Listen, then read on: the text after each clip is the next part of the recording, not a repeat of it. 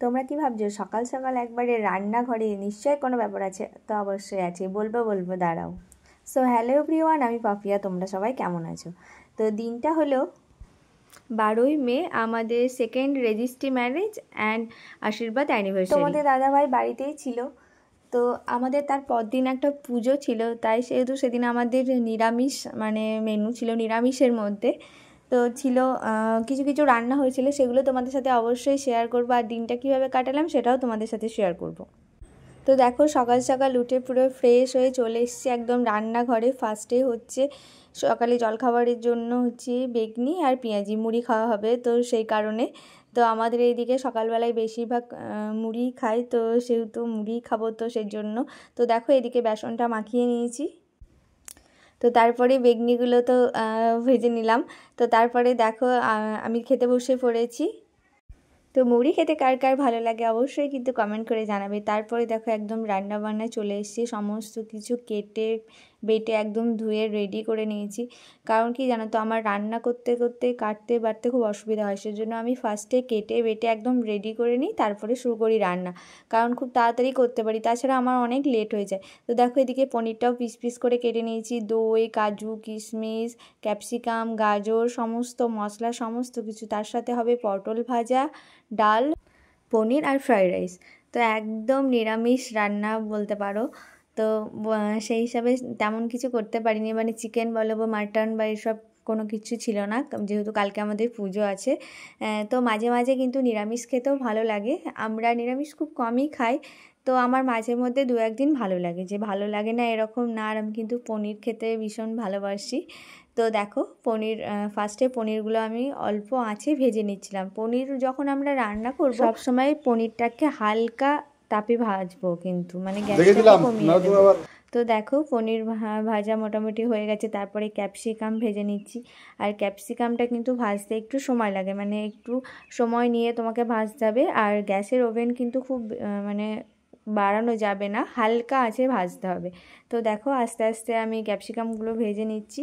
তারপরে ক্যাপসিকামের পরে তার সাথে গাজর, এইগুলো একদম লাল লাল করে ভেজে নেবো। একটু ভেজে নিলে কিন্তু ভালো লাগে। লাল লাল বলতে একদম যে খুব ভেজে তা নয়, যতক্ষণ সিদ্ধ না হবে ঠিক ততক্ষণ ভেজে নেব।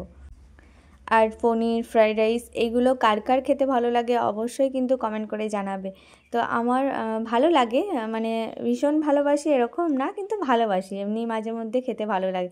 তো দেখো ফার্স্টে ফ্রাইড রাইসটা একটা কড়াই করেছিলাম, ওটাতে না একদম ধরছিল না, কারণ চালের মাপটা আমি একদম বুঝতে পারিনি।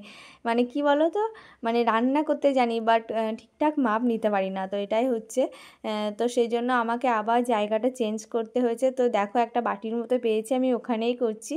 তো তারপরে মশলাগুলো ভালো করে কষিয়ে নিলাম, তার সাথে পনিরেও কিছু ক্যাপসিকাম দেব, কারণ বেশি একটু ক্যাপসিকাম নিয়ে এসেছিলো, যেহেতু সেরকম কিছু সবজি হচ্ছিল না। তো আমি ভাবলাম যে পনিরটা যদি করি তো পনিরের সাথে একটু ক্যাপসিকাম বেশি করে দেব, তাহলে একটু সবজি ভাব হবে, মানে একটু বেশি হবে।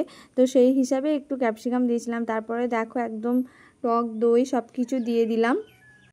আর নিরামিষ মেনুতে কিন্তু পনির একটা জাস্ট অসাধারণ পদ বলতে পারো, মানে সত্যি খুব সুন্দর। পেঁয়াজ টিয়াজ যেহেতু দিইনি, তো একদম নিরামিষ রান্না করেছি, কিন্তু নিজেই বলছি কিন্তু খেতে ভীষণ ভালো হয়েছিল।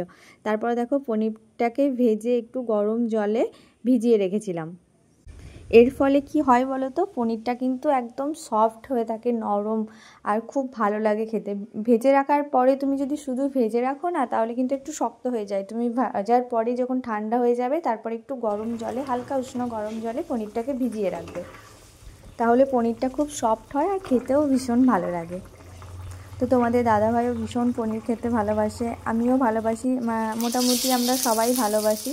তার সাথে পটল ভাজা আর ডাল হয়েছিল। পটল ভাজা খুবই কম আমরা খাবো না, মা বাবার জন্য হয়েছিল। আমি সেরকম পটল ভাজা খুব একটা পছন্দ করি না। তার সাথে মুগের ডাল, কিন্তু মুগের ডাল আমি ভালোবাসি।